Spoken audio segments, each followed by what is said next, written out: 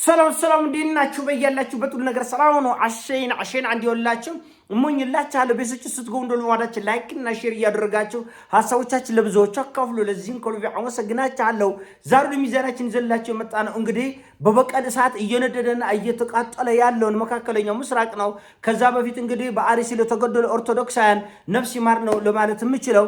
ከዚህ ውጭ ምንም ማድረግ አንችልም። ቪኤት ገሳ አንቀባራ አንዶላቃ የምታኖራቸው አባቶች ዝምታን በመረጡበት ጊዜ ድምጻቸውን ባጠፉበት ጊዜ የኛ ጩኸት የኛ ንግግር ትርጉም የለውም። የቤተ ክርስቲያን አባቶች የት ናቸው?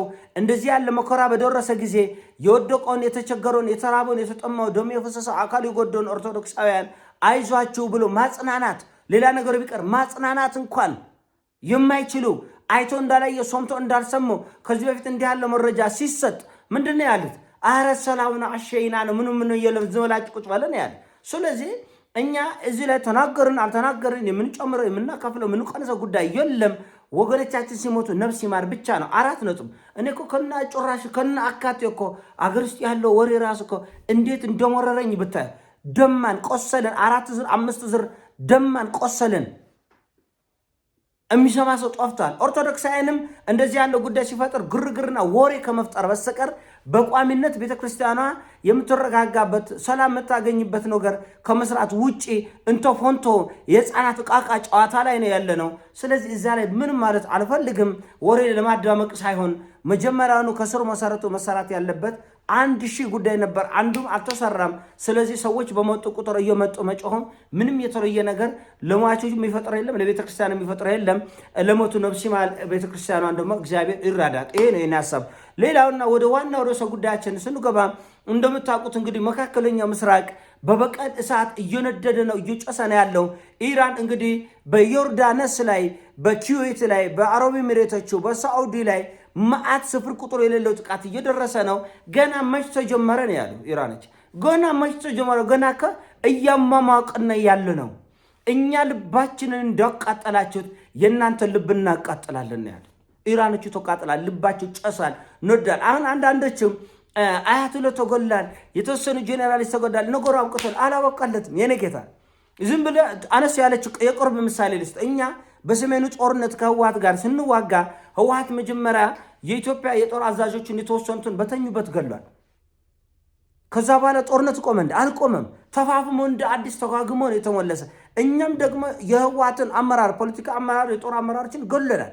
ተንቤን ጫካ ላይ እነ ሸኮቱሬ እነ አባይ ፀሐዬ እነ ስዩም መስፍን ስዩም ምናል ማአት ሰው ተገላል። ነገር ግን ህወሓት የበቀል በትሯን አልመለሰችም። ስለዚህ የበቀል በትሯን ነዶ እስከ ደብረ ብርሃን ድረስ እየተጨፋጨፉ መጡ። ስለዚህ አንዳንድ ጊዜ የፊት ያሉ መሪዎች መሞታቸው በሰራዊት ላይ ከፍተኛ ቁጣና ቁጭት ይፈጥራል። ያ ቁጣና ቁጭት ደግሞ እጅግ በጣም አደገኛ በሆነ መልኩ ጦርነትን ሊያፋፍም ይችላል።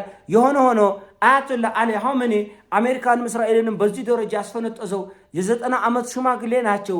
እኚህ ሽማግሌ እንግዲህ እጅግ በጣም በተራቀቀ ሁኔታ ኢራን ራሷን እንድትከላከል በቴክኖሎጂ በሳይንስ ማዕቀቡን ተቋቁማ ደግሞ ኢኮኖሚያ እንዲረጋጋና እንዲጸና ያደረጉ ታላቅ መሪ ናቸው።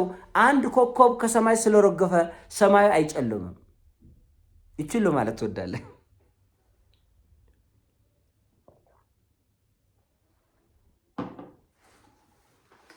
አንድ ኮከብ ከሰማይ ስለረገፈ ሰማይ አይጨልም፣ ይቀጥላል። 10ም 50 100ም ኮከብ ቢጨልም ቢረግፍ ሰማይ አይጨልም። ለምን? እልፍ አላፋት ከዋክብት ስላለ። ስለዚህ በኢራን ምድር ላይ አያቶላህ አሊ ኻሜኒ መሞት የሚፈልጉ ከፊት ለፊት ከህዝቡ በፊት እኔ ልሞት ብለው ነው እንጂ አሁን እሳቸው ኢራን ሚሳኤል ደብቃ ግዙፍ ሚሳኤሎቿን ደብቃ አንድ አያቶላህ አሊ ኻሜኒ መደበቅ አያቅታትም። እንግዲህ በ12ቱ ቀን ጦርነት መብረቃዊ የሆኑ ክሩዝ ሚሳኤሎቿ ኢራን ዓለም እጇን በአፏ ያስጫነ በጣም የሚያስደንቅ ክሩዝ ሚሳኤሎች ነበራት። ይሄን ሁሉ የተራቀቀ አሁን ታላችሁ ነገ ከነገ ወዲያ ምን እንደሚፈጠር እኔ እንግዲህ ከ2 ወር ከ3 ወር በፊት ጀምሬ ይሄን ጉዳይ አድምቼ ስናገር የነበርኩ እኔ እንደሆነ ታውቃላችሁ። አሁንም የምታዩት ጉዳይ ነው የሚሆነው። ነገ ከነገ ወዲያ ዛሬ ሌሊቱን ሰርፕራይዝ ይኖራችኋል። እነዚህ የተራቀቁ ሚሳኤሎቿን ከምድር ጥልቅ ውስጥ የደበቀች ኢራን አንድ መሪዋን እንደ አይን ብሌኗ የምታየው አንድ መሪዋን መደበቅ አቃታት ይመስላችኋል? አይደለም። መስዋዕት መሆን ስለሚፈልጉ ነው። አበቃ። በኢራን ልብ ውስጥ እሳት መትከል ስለፈለጉ ነው። ለምሳሌ እኛ የሶኮትሬን አባይ ፀሐይን እነሱ መስፍንን ስንገድል በህወሓት ተዋጊዎች ውስጥ እሳት ተክለናል። ስለዚህ በመረረ ሁኔታ ተዋጉን። እኛ በመረረ ተዋጋናቸው። በመረረ ነው። ልባችን ተቃጥላል አለ የኢራን ባለስልጣኖች። ልባችን ነደደ፣ ጨሳል። ልባችን እንደተቃጠለ ልባችንን እናቃጥላለን። አይናቸው እያየ አለ። ያለ ትፎዚ አይደለም። በቃ እንደ ጦርነትን በቅርብ ርቀት እንደሚከታተል አንድ ግለሰብ የነገርኳችሁ ሁሉ ተፈጸመ። አይቀርም ጦርነቱ። አያቱላህ ይሞታሉ። ገና ማአት ኢራናውያን ይሞታሉ። ከዛ በኋላ ቀጠና ላይም እንደዚሁ ማአት ከሳውዲም ከሌሎች አገሮችም ከአሜሪካ ወታደሮችም ገና ብዙ ውድመት ይወጣል። የልጆች ቃቃ አይደለም። ይሄ ነገር የማይገባችሁ ሰዎች ዞር ማለት ትችላላችሁ። አትጨናነቁ፣ እውነት አትጨናነቁ። በማይገባችሁ ጉዳይ ገብታችሁም የመፈትፈት ግዴታ የለባችሁም እና ዞር ብላችሁ ቃቃ መጫወት፣ ጫት መቃም፣ አረቂ መጠጣት፣ ዞር ብላችሁ ሌላ መንደር ውስጥ ሌላ አማራጭ ፈልጎ ይሄ ጂኦፖለቲካ የዓለምን ታሪክ ነው እኛ እያወራን ያለ፣ የዓለምን እጣ ፈንታ ነው እያወራን ያለን። ትንሽ ማሰብ ትንሽ ማገናዘብ የሚፈልግ ነው። እኛ ስለ ሃይማኖት ስለ መንደርቴነት አይደለም እያወራን ያለ ነው። ስለ ብሔር ስለ አይደለም፣ የዓለምን ታሪክ ነው እያወራን ያለ ነው።